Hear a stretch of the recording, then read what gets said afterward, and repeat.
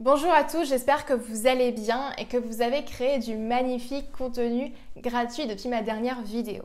Et justement aujourd'hui on va parler de création de contenu. Et j'ai envie de commencer cette vidéo avec quelques chiffres assez choquants sur LinkedIn. LinkedIn aujourd'hui, il faut savoir que c'est 19 millions d'utilisateurs en France, mais que seulement 9%, c'est seulement 9% de créateurs de contenu réguliers. Et moi, je trouve ça assez choquant. Ça veut dire que seulement 9% des personnes publient régulièrement du contenu sur LinkedIn. C'est vrai que c'est très très peu. Et quand bien même on crée du contenu, les gens souvent viennent me voir et me disent je n'ai pas d'idée de post, je ne me trouve pas intéressant, je n'ai pas le temps de créer du contenu. Sauf que la création de contenu, ce n'est pas si compliqué, il ne faut pas en faire non plus une montagne.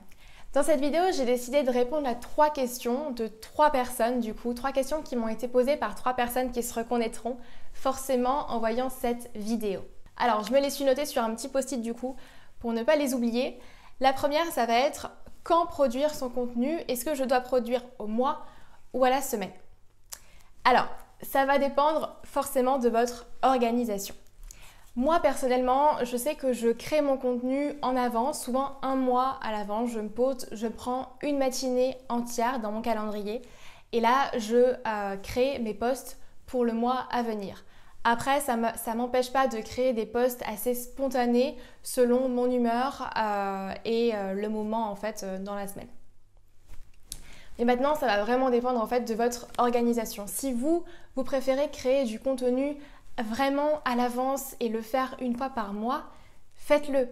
Et si maintenant vous préférez le faire plutôt semaine après semaine parce que ça vous va mieux comme ça, faites-le aussi, mais trouvez votre propre rythme en fait. Alors ensuite, deuxième question, et celle-là je l'adore, ça va être de quoi dois-je parler? Alors souvent effectivement les personnes ne savent pas de quoi parler. Alors j'ai envie de vous dire, parlez de vous. Parlez de vous et de votre cible.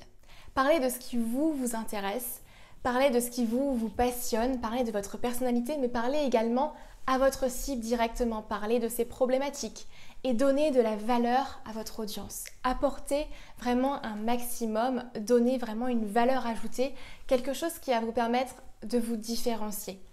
Et sachez-le, on est tous uniques, on est tous différents. Donc si votre contenu sera aligné avec vous-même, si votre contenu est aligné et proche avec votre personnalité, vous serez forcément différent. Vous sortirez forcément du lot. Après, en termes d'organisation, moi ce que je fais, c'est qu'à chaque fois que j'ai une idée de post, à chaque fois qu'on me pose une question ou à chaque fois que je pense à quelque chose, en fait, j'ai mon petit carnet de posts sur laquelle effectivement je note toutes mes idées de vidéos, toutes les questions qu'on me pose.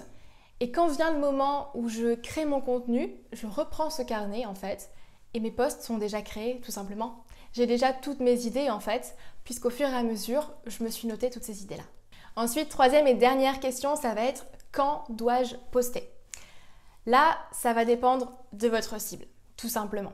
Et je n'aurai pas forcément de réponse claire pour vous si ce n'est faites des tests. Si votre cible est présente à 18h le soir sur LinkedIn, postez à 18h.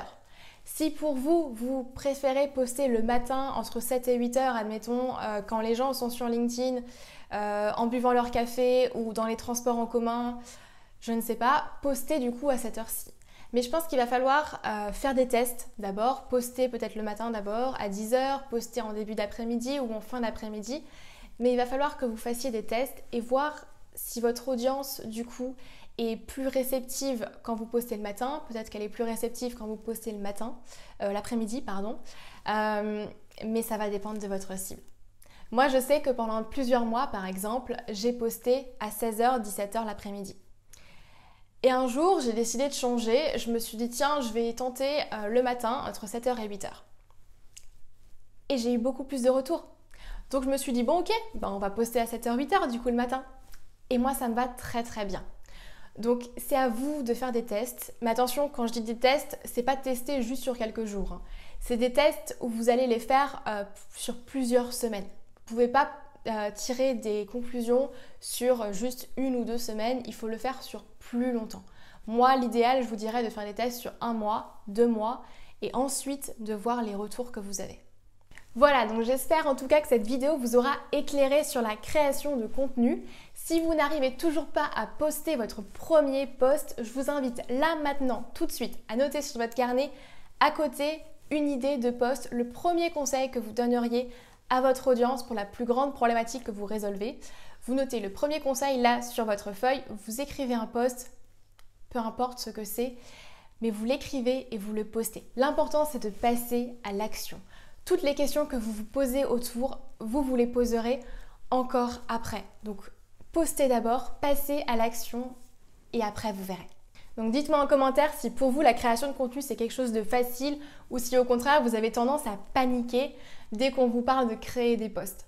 En tout cas, si la vidéo vous a plu, je vous invite à me laisser un petit like et à la partager avec un ou une amie. Et puis en tout cas, je vous dis à très vite pour une prochaine vidéo. Bye bye, bonne journée.